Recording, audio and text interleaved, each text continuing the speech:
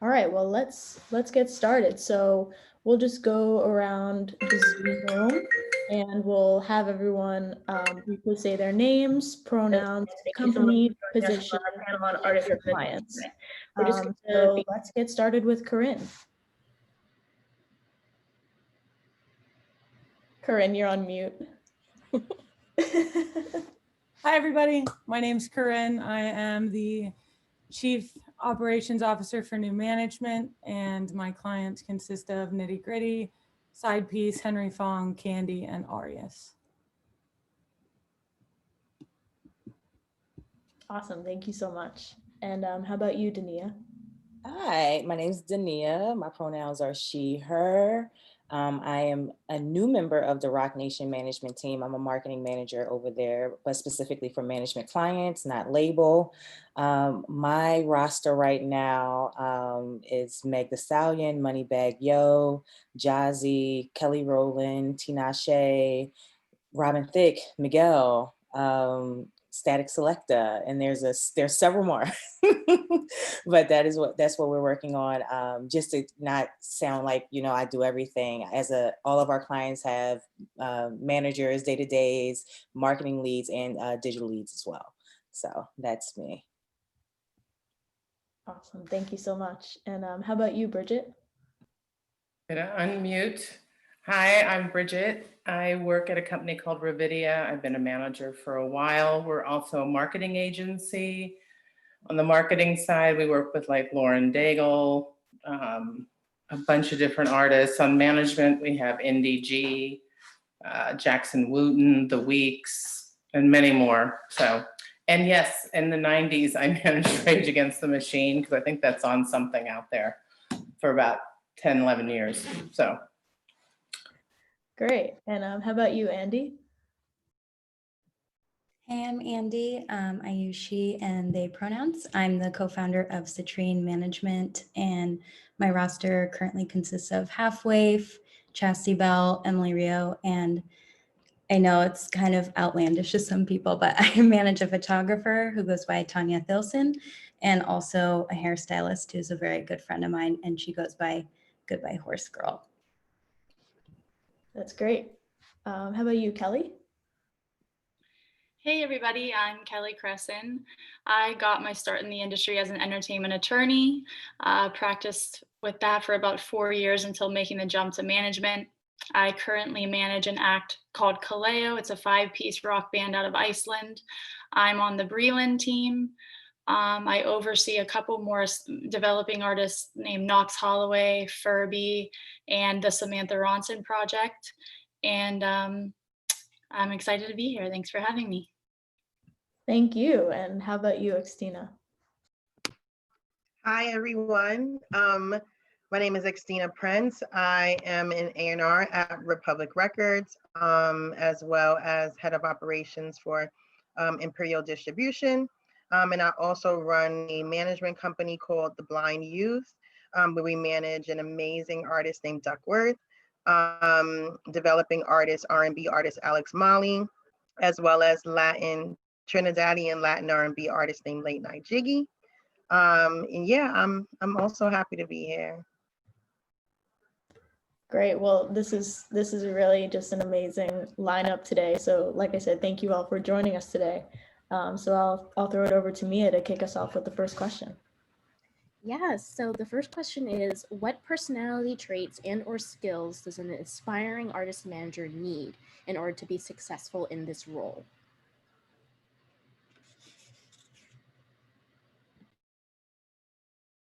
Can anyone start? I'll start. Oh. I think you need ingenuity, hard work. I think you have to have, know when you don't have the answers to find them, and have imagination to get there, Yeah, I think just to add on to what Brigitte was saying, like that, like when you don't have the answers, having like the grit to go find the answer is definitely, something that you need. Not taking no or maybe, just always knowing that there's another way. I am not actually like an artist manager, and I kind of shared before the panel started that even at the beginning of quarantine, like I went from tour management to like being unemployed to now being here at Roc Nation Management for the past 6 weeks. I think just being adaptable, right? And being able to stay on top of like what's going on in the industry, being well informed, making sure you're maintaining strong relationships. I think that that's, you know, key to success in this industry for sure. Yeah, just to I would jump in. go ahead. Oh, go ahead. I was just gonna say, piggybacking off of what Deneia was saying, definitely hungry and willing to learn, understanding that you may not have all the answers and that there are people around you who can provide you with different insight. Another thing is just being determined, unwavering. You're gonna get 1,000 no's. That doesn't mean that there's not a yes somewhere down the road. And yeah, I think trusting your gut and trusting in your client's vision is another thing, because at the end of the day, like, it's your responsibility to make sure that you're getting their vision across, and they're not going to know everything either. So kind of just going back into that team communication is going to be very important. I would also jump in and say twofold on top of what everybody else has said. Knowing your client really well is really important, and establishing that relationship from the jump, because later, and this will lead me to my second skill I think you need, when you're shopping around for team members to add to your artist orbit, whether it be business managers or attorneys or a label or a publishing team, when you're sitting in those listening sessions and those people are pitching you to get your client's business, like just sitting there and kind of reading the energy and the vibes and what those people are saying, and if that jives at all with the way you and your client speak about their career, is so pivotal in terms of making sure you land in the right hands, because you can't do it all. Eventually someone needs to take care of your catalog, somebody needs to take care of the finances, and you need those people to be as close to the project in a sense and feel as passionate as you are, and they only do that by getting it from the start and from what you feed them later. So just establishing that family early on, I think has changed the game for us with Kaleo. I really agree with what Kelly just said. It's so important to be insightful about the team you're bringing on, and, you know, hopefully having a relationship with many of those team members for years, because it's difficult when you have to switch things up or people get burnt and hurt. And just being open-minded. Yeah, definitely challenging yourself constantly, willing to, you know, open new doors, and like Kelly said, also just knowing your client super well and being adaptable. I would just add to the amazing answers from these women. I think having a really, really thick skin is important. You know, I think you're challenging you're working with someone who, it's their art, right? It's their passion. You know, they don't care if they make 2 cents. You know what I'm saying? So you have to really kind of be able to manage your personality in relation to theirs, while also managing the personalities of the other people that are around you. And it can be tough. It can be tough. You know, you are you're providing a service in a sense, and you just have to feel really comfortable knowing that you're providing a service. I find that the best managers are assistants, right? And who had to deal with someone's calendar and had to deal with the worst part of just being a human being, someone waking up and coming to the office with the worst attitude because they had an argument with their wife or their husband before they left the house. And you got to figure out, how do I manage this personality for the next 8 hours because you're not in a good mood, you know what I mean? And a lot of times I think not understanding that this is a service, and that you are to some levels in the customer service, industry, I think it causes frictions along, down the line between artists and aspiring managers. 100. Yeah, that's definitely great advice. And so for our next question, spoken bluntly, the music industry is still not diverse. So how do you combat imposter syndrome when you find yourselves making deals in rooms full of people who don't look like you?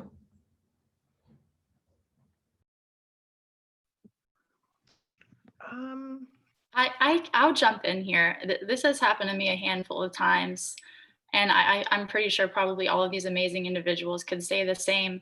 Making sure that you're the most well-prepared person walking into that room so that there's no opportunity to jump in front of you to speak or speak over you because you're the only person bringing that idea to the table and bringing that forethought and that strategy into the room. That's a way I've had to be able to avoid that.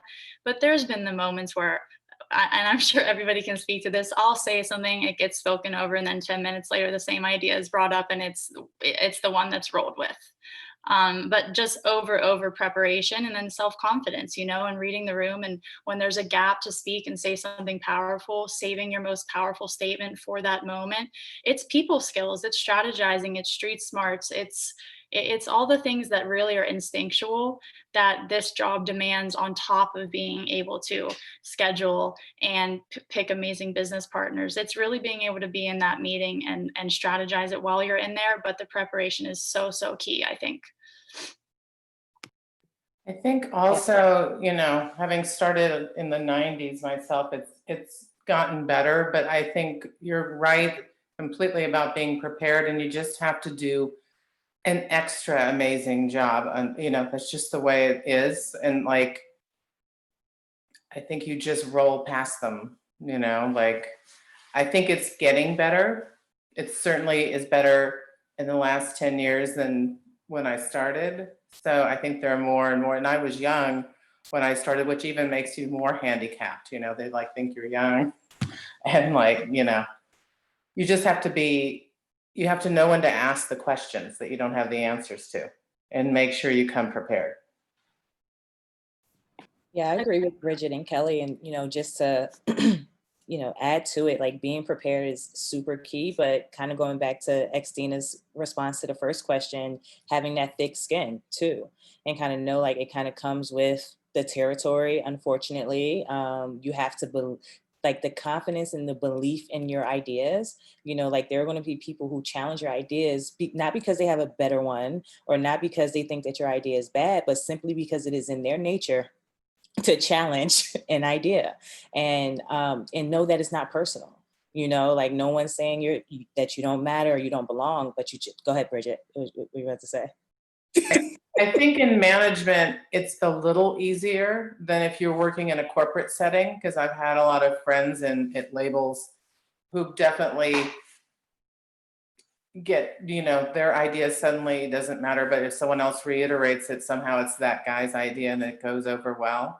I think in management, it's a little bit more tight knit and smaller, and you can propel yourself forward easier in many ways, or any kind of smaller setting other than a corporate one. I would agree with that to an extent, until you get to certain parts of the world that don't view women as equals. And then those meetings always feel a little bit different.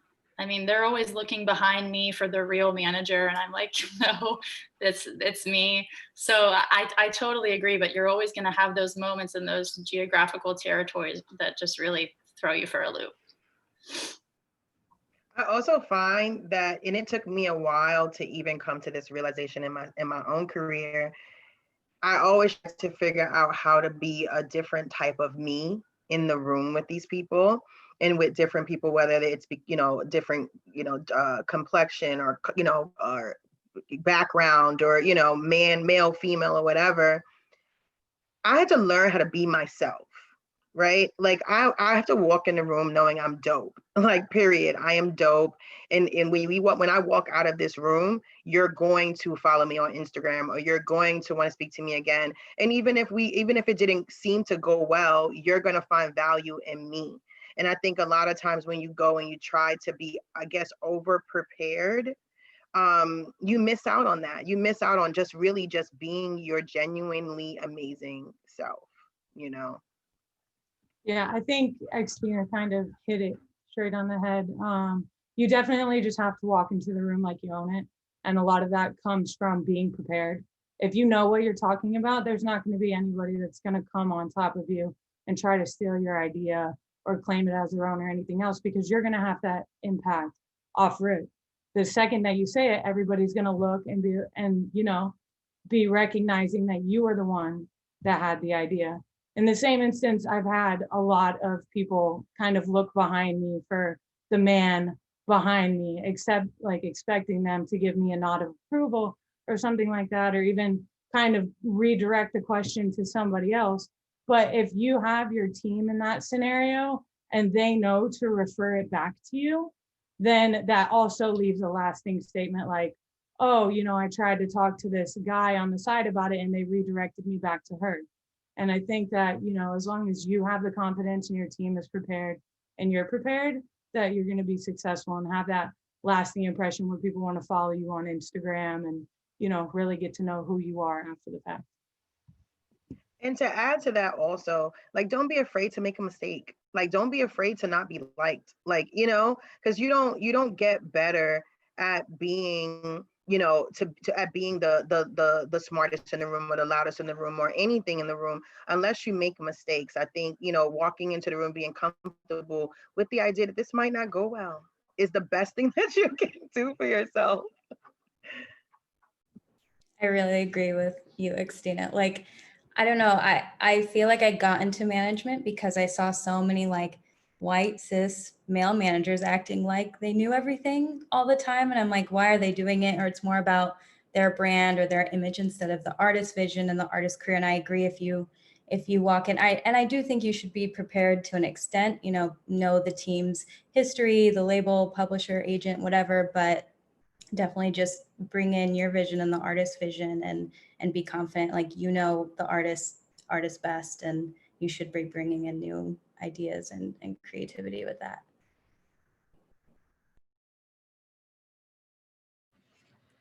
Well, with that, the next question is, do any of you have any advice for aspiring artists?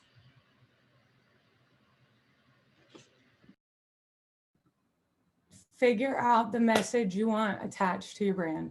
How do you want to show up? What is the voice? How are you going to talk to your fans?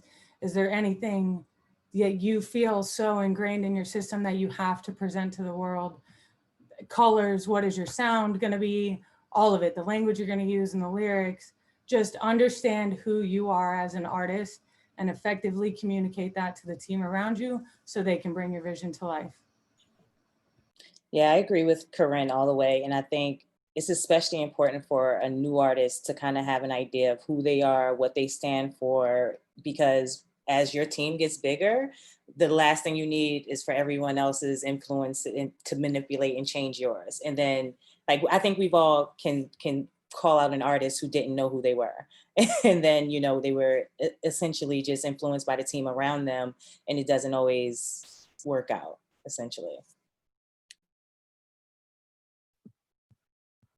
I would say be grateful.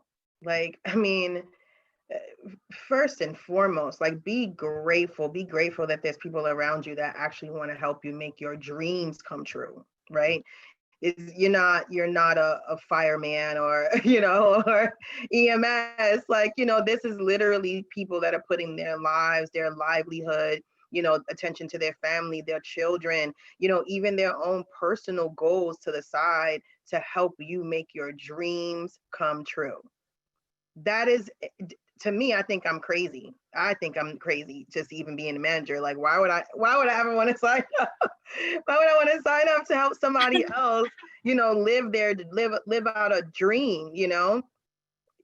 Talent is in the eye of the beholder, the listener, or whatever, you know. And just because I like you don't mean a million people are going to like you, and doesn't mean we're going to make $1 million. We might walk away making $50,000 or $50, you know. But you should be grateful for every second that someone takes their time out of their lives to help you realize you.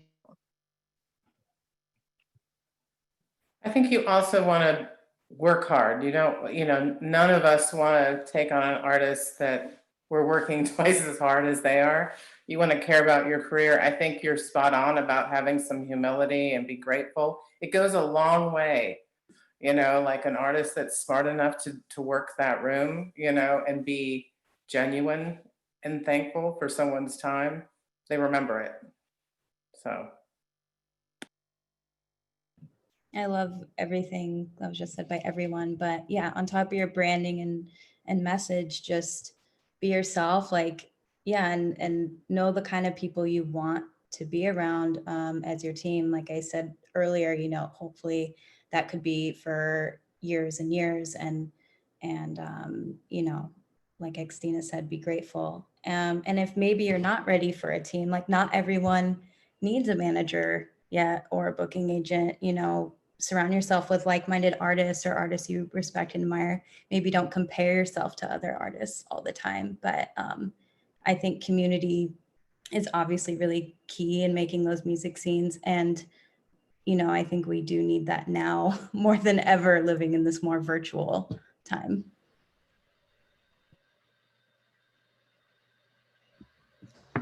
Great. And so for our next question, and you know, this is just a topic that's on everyone's minds. What unique challenges has COVID-19 presented in your role as an artist manager? How have you pivoted your career to fit that current social, economic, and health climate?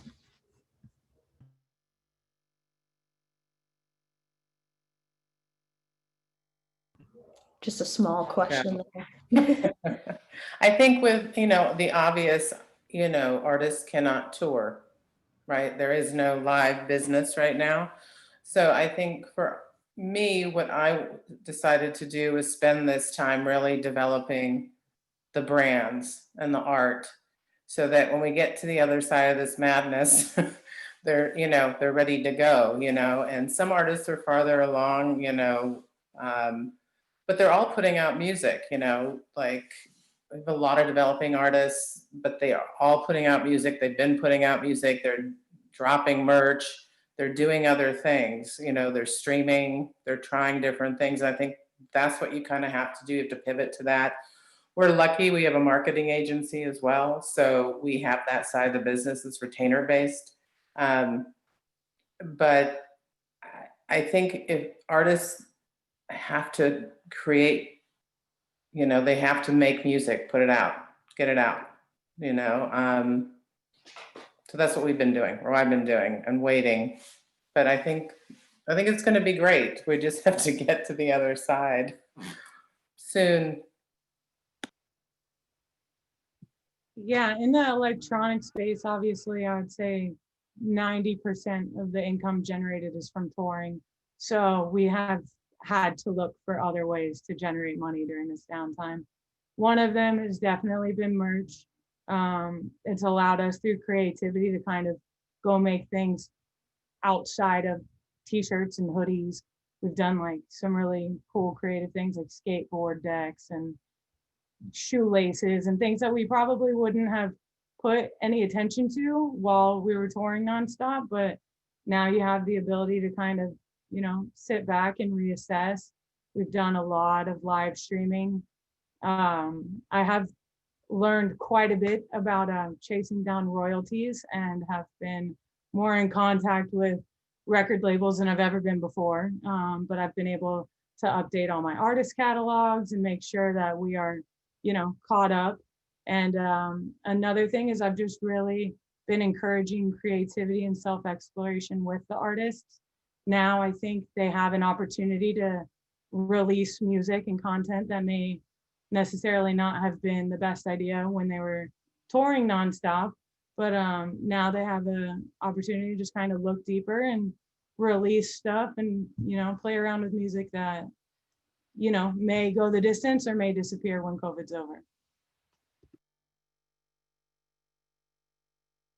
Yeah, I'll piggyback off of that. I've been A&Ring quite a bit more than I typically do, and just kind of scouting for my new thing now that I have time to kind of dive deeper into the DSPs and SoundCloud and find music that kind of strikes a chord with me and get excited about it. It's honestly been nice just to take a beat and kind of look at what I'm passionate in terms of finding the next thing. But what all the other ladies said as well, like merch, we've gotten really creative, all the ancillary revenue streams, and just getting caught up, because being out on the road can really just throw a wrench in, you know, the day to day. I mean, I work with a lot of rock bands as well, and I feel like they really want to be on the road. I mean, it doesn't really matter what type of artist, they want to be on the road, you know, like Starcrawler I work with, or Lily. or Caroline Kingsbury, they talk about all of them. They're young, you know, like, do you think we can go out in April? I'm like, I don't know yet. So I think you just have to get on top of things, find new talent, develop that brand that you were talking about, Corynne. I think those things are really important, and you have time to do them because you're not racing around the country or Europe touring right now. So I think this is also a time when you find out the net worth of your network, right? Like, we can't find money in touring right now. You know, how's your relationship with brands? You know, making sure that your relationship with brands are strong, you know, going back to some of those brands that you might not have necessarily gave an opportunity to before, that you can maybe consider an opportunity now. I would say that what's saving a big part of our business, and, you know, and my clients not really missing a beat, is our relationships with the brands. You know, I think also taking this time out to really think about what you want your overall, like she said, your overall brand to be, curating your content, you know, much better. And also taking this time out to learn how your business is ran. I've had a lot more conversations with my clients about their business than I've had about their art. Whereas, you know, when we were touring, no one cared. Everybody just wanted to be on the road. No one cared how they were making money or when they were making money or what their bank accounts looked like. Now they actually have a second to think about that and to educate themselves as, you know, as adults and as entrepreneurs, and you know, for lack of a better, you know, term, it's a good time for them to understand their business. So when they get back on the road, they can manage it better.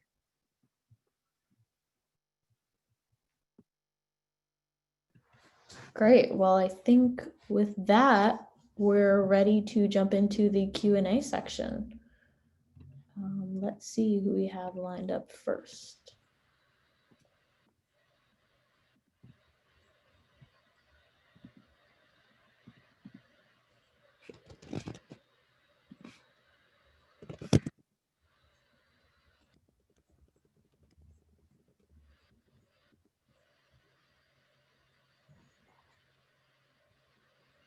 Hi, Robin. Can you hear us? I can. Hi, everyone. Hello. Well, first of all, I just want to thank everyone so much for your time and for all the knowledge that you've shared. My question is, should you, this is from the artist perspective, should you as an artist or producer early in your career be actively focused on seeking out and connecting with a manager? Or should you just focus on putting your music out and putting yourself out there and letting managers find you?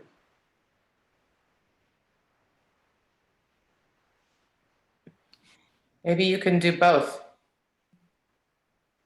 I think it really depends on where you're at in your career. I think that if you've put out enough good content, that definitely a manager is going to find you. But at the same time, if you're in a position where you don't think that you can access the things that a manager may be able to access, and you have the music and the content to kind of help them establish those connections, that it may be worthwhile to at least reach out and have conversations about your brand and see who could be potentially interested and what value that they could bring to you. Mm-hmm.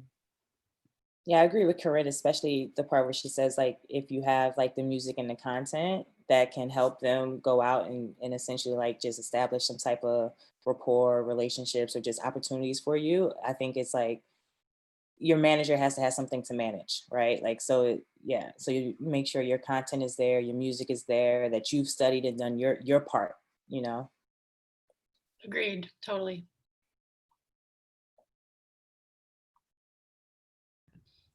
Okay, great. Well, thank you so much, Robin. We really appreciate you tuning in for your question. I believe next our question is from Michael.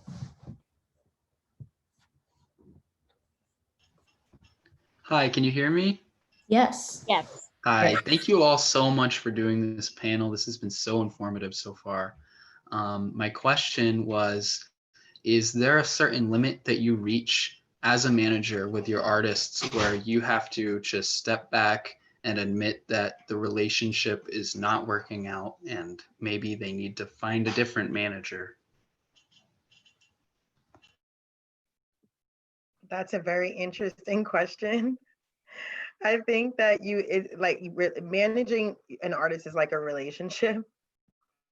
You know when you're not in love anymore. Like, you know when you're not in love anymore. You know when the artist is not in love with you. And, there's that feeling of like, oh, we did this together. We came up together, and you kind of want to stick it out, but it's like in your heart, you know that it's not working, and it probably never will work. And what I do find is that even in some cases, you leave on good terms.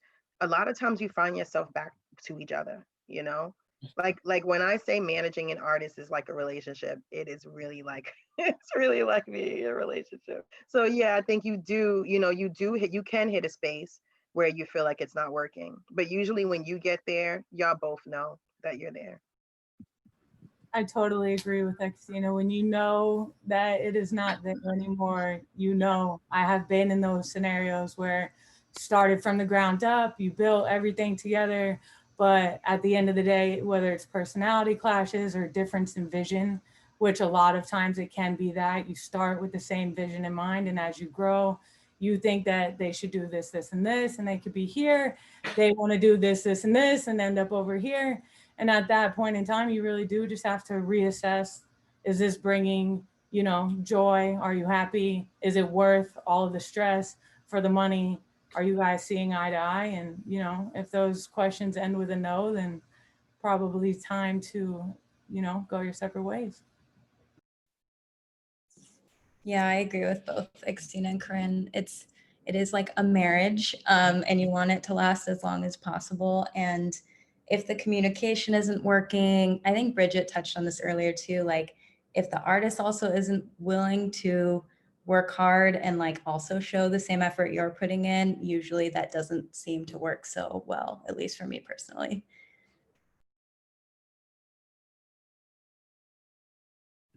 I would agree with all that. I mean, I think it's a relationship. It is a business relationship, but if there's no, it's either clicking and working and they're listening and they can hear you and you can hear them, or life's too short. Move on. Awesome. Well, I think next we have Pamela. Hello, everyone. I'm so happy to be able to actually talk to other people than my neighbor's cat. Everybody's working from home, and it's really, really nice to be talking to people, to women in the music industry, and I'm really, really honored to be able to ask my question. I'm a emerging artist manager. I'm also have a background in music and singing, but I have also skills in business management and in marketing, and I started helping other artists develop their craft, more in the marketing and the branding of their work mostly. And my question is, what are the three kind of main topics that as an artist manager you need to be knowledgeable in?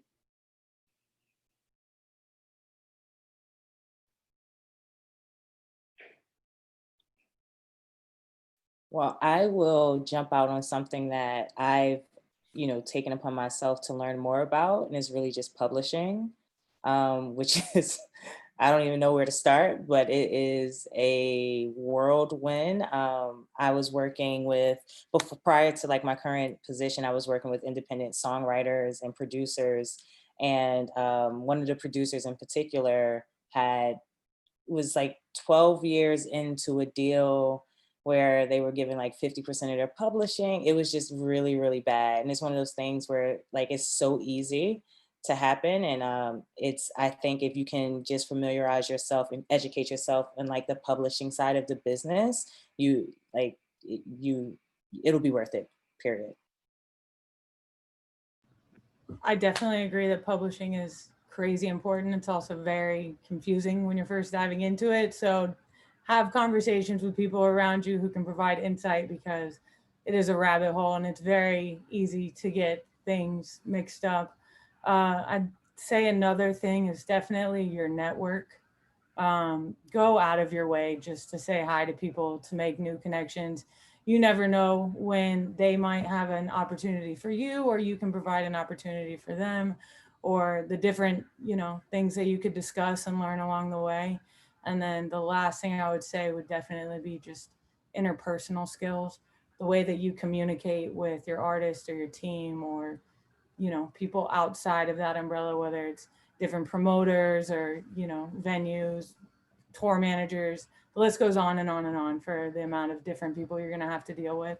So having an understanding of you as a person, your artist vision, and then being able to communicate that to the team around you, I think is very important. I think all those things are important. I mean, I feel like you need to know how to do budgets. So whatever you're doing, making records, touring, merchandise, understand the numbers. Publishing is confusing. It's incredibly important. Having the right agreements in place if you have people co-writing and different people producing, so you don't end up in a problem later. I think it's asking questions if you don't know, like you're building a business for them. So all of it has to get taken care of, like all the details, and that's why the team is so important. The business manager you have, the agent you have. So if you don't understand the deal on the table, they'll tell you and go through it. There's no problem. There's no shame in asking those questions. I find most of the time when the errors end up where people are afraid to ask, they just kind of agreed at something. And then later it's like, what happened? Like ask the questions. No one knows everything. I don't care how long they've been doing it. And to add to that, like always be a student, like even if you're not asking questions, like there's books, there's panels like what we're doing right now, there's a lot of knowledge bases that, at night, especially now with COVID and us not being able to tour, like take an hour and a half at night before you go to bed to read up on things that you don't know about. I would say in this new age that we're in, understanding advertising, understanding marketing, understanding how just the digital landscape works is probably one of the most important things that you can do as a manager. Like marketing and advertising is super important to the growth of an artist, but it also is a financial sucker. Like it will literally suck your finances dry if you don't understand it, and if you don't understand the importance, of the end results are. So I would say if you're a young manager trying to break a young artist, really understand, digital landscape as best as you can. Well, and understand, to go further, like how to monetize what you're doing out there. Is your YouTube account monetized? Like, are you getting, people think that if they release their music through TuneCore, they're collecting all their publishing. You're not. What are your options? Like all those, there's so much. It used to be a lot simpler. There's, so many different places to collect money. Understand what neighboring rights are, and, the problems with that, all that kind of stuff. I definitely agree with everything everybody said. One more thing I would add, and to Xtina's point about picking up a book and kind of just giving yourself a refresher, you definitely don't need to understand every line of a long form agreement, but have some sort of understanding of the different types of record deals you can get your client into, and which one best serves the project and the status of the project, and the recoupables that your artist and your team are going to be responsible for the bulk of their career, and how long that can chase them. And so I think that's a big responsibility on the manager to walk their client through the record deal that they sign. I was about to say the same thing, Kelly. So I'm glad you said it. No, I definitely agree with everyone. And yeah, to highlight what Brigitte said, just knowing what everyone does on every part of your team, that's so crucial and important. And you should have really strong relationships with every part of your team anyway, and bringing back, that information to the artist and making sure that it'll work in the long term. I would say one more thing too, even especially if you're a young manager, don't be afraid if you end up with like say you have a lawyer that's been doing it a long time and they brush off your questions, or if you want to ask again and again until you get the answers, because sometimes they'll be like, this is what everybody does, and it's like, it's not. And you can push limits, and just because you're young and not maybe that experienced yet doesn't mean you don't have good questions. So don't get intimidated, I guess is my point. I would also add, don't be afraid to ask for information that is yours. Like you can ask for reports where spending is being done. You can ask for a year report of how many syncs you got and what they cost. Like it all pertains to your artist, and you're the business facing artist. You have to take all of that info in a filtered system back to them. So it's very much within your right to ask. And I would even argue that it's information you own and are entitled to. Yeah, just to piggyback off of, Kelly and Brigitte, like I actually have had that experience where when you're dealing with more experienced lawyers, managers, labels, they will brush you off, right? They will act as if what you're asking for is out of the question, or this isn't what everyone does. But it's like, Kelly said, it is your information. If someone's, if they're talking money and you ask for a statement, you deserve that statement before you move forward with the conversation. So yeah, just definitely stand your ground and know that you definitely have the right to the information that is owed to you. It might take a long time to get the information that's owed to you, but just be because there's some reports that you're going to end up chasing for a long period of time, and just be adamant about the fact that this is your position, own it, and make sure that you're doing what is best for your client. Really great advice. Thank you. Quick one too.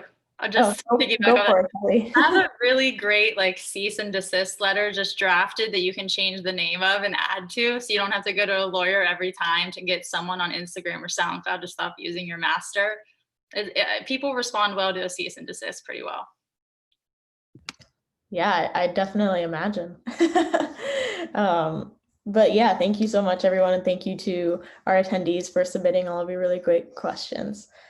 So we're going to jump into the wrap-up question right now. So what has been the most fulfilling moment of your career so far? And what is a goal that you're still looking to accomplish in the future?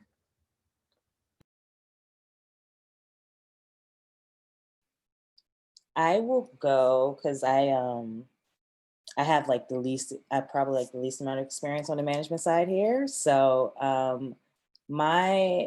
I will say the biggest accomplishment for me is kind of just show my communication skills.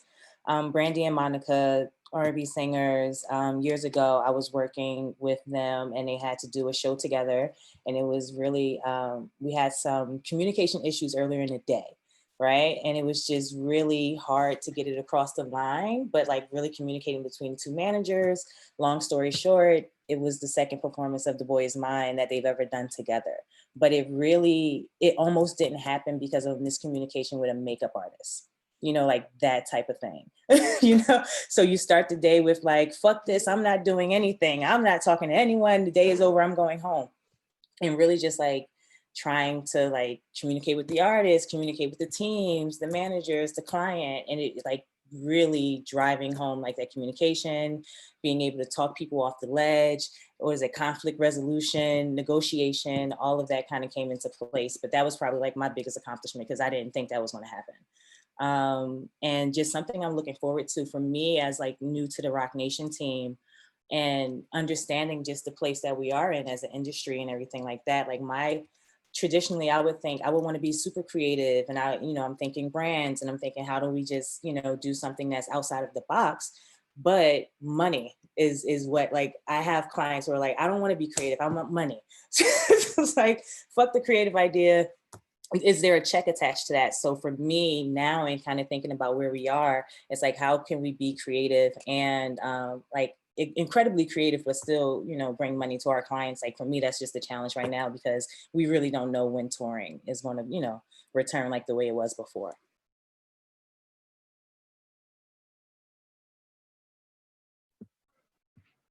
I'll jump in.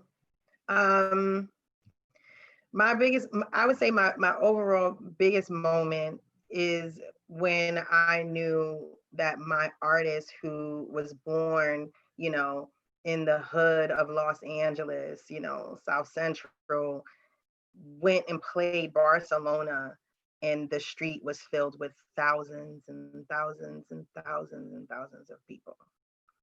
You know, when we first started working together, I don't even think I was thinking about that. I was young, you know, we kind of come from a similar background.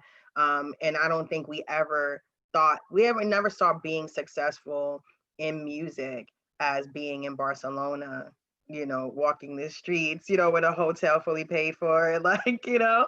The moment that I looked over at him and realized that, wow, you just took this young man out of, you know, the hood, and just showed him that there was a whole nother life out there that he could explore. I would say that my biggest accomplishment is being able to give that back. Another young, you know, young Black kid. Goal, you know, money, girl. Money, like, you know, I want to make great art. I want to make great art, you know. I want to leave a cultural artistic stamp in the world, but I really want to make a lot of money, you know.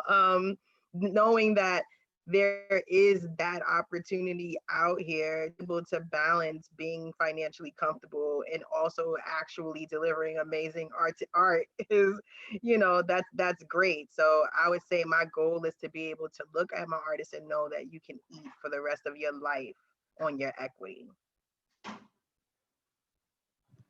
I'll jump in. When I think about like my greatest accomplishment, it's kind of like a toss up. A few years ago, we had an artist, he basically restarted his entire brand. He was not well known by any means. And I was able to put together a world tour for him after about 1.5 years with no agent. And for me personally, that was a really big moment because I'm not an agent, obviously. And I was just able to utilize my connections and put together a tour that spanned across 5 countries. And it was incredible.